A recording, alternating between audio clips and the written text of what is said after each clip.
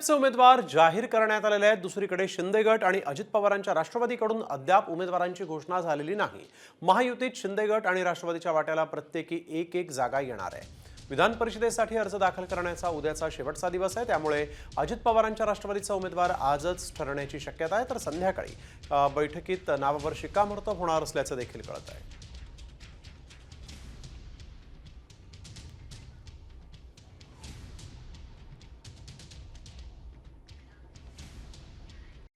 Comscore नुसार आता isakal.com आहे देशातील नंबर 1 ची मराठी न्यूज वेबसाईट।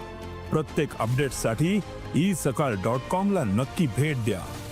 चे उमेदवार जाहीर करण्यात आलेले आहेत। दुसरीकडे शिंदे गट आणि अजित पवारांच्या राष्ट्रवादीकडून अद्याप उमेदवारांची घोषणा झालेली नाही।